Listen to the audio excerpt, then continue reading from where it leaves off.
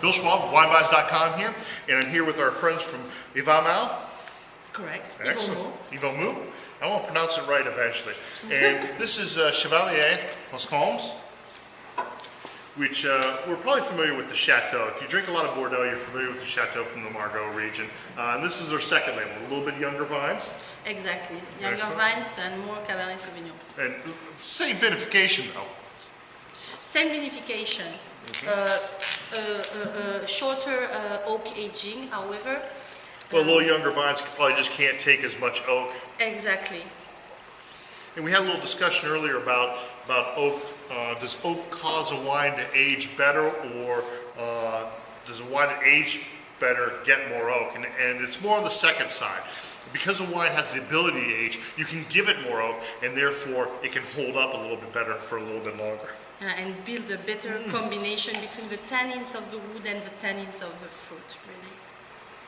So here it's a 2006 vintage. I don't know if you mentioned that. I did not mention the 06, which is a classic vintage. And when you're talking about this level of wine, I really like 06s.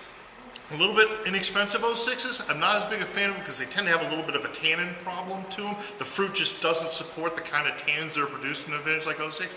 But when you have the fruit like you do here and the tannins working together, very, very classic. And just a very, very sexy wine. A lot of depth of character to it. Cassis bud hints. A little bit of green pepper. A little bit of green pepper, but not that herbaceousness green pepper. No. You get herbaceousness? I don't get herbaceousness. Not at all. No herbaceousness whatsoever. Beautiful, clean cassis fruit.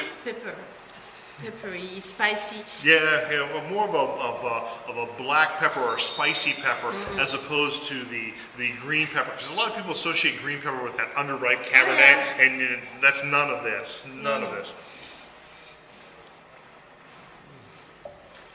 And the oak flavors are very subtle. Very subtle. Just a little hint of vanilla and caramel underneath. Really layered. This is something where we're getting into what I call a meditation wine. A wine where you can sit down and work your way through the bottle, and every sip is going to be a little bit different. It's going to be a little bit more evolved. And this is true Bordeaux. Now, you're going to be spending some money. This is true Margaux. Yeah, true Margaux, true Bordeaux.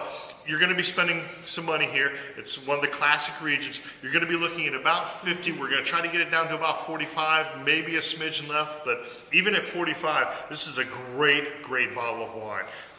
Just stellar stuff. And what would your aging idea on this be? I think it's ready right now, personally. That's just me, though. And it may be another 3 to 4 years. Not even to bring it together because it's already together, but just a few more years to drink it as is. Maybe a little bit more evolution to it. I do agree. You do agree? I do 100% agree. Yeah. Because 2006 is a classical vintage. Because Chevalier de Lascombes is produced from young vines, means also that it needs to be drunk a little bit younger than Chateau Lascombes, for instance. Right. So I believe to drink it now or wait up to 5 years is the best. I'm not even spinning this anymore. It's just an incredible juice. Thank you very much for bringing it by. We really appreciate it. And we're going to see you when you come back. Thank you very much for your welcome. Thank you. And Pete? And Pete, come on in. Otherwise known as Emerald Lagasse, I just want to give you that BAM! Kick it up a notch. Outstanding, Pete. Outstanding, Pete. Pete is the distributor that brings it into us, and he's the one that I beat up to get the pricing down for everybody out there. He resembles Emerald. He resembles Emerald. We're going down to New Orleans together, see if we get any free food.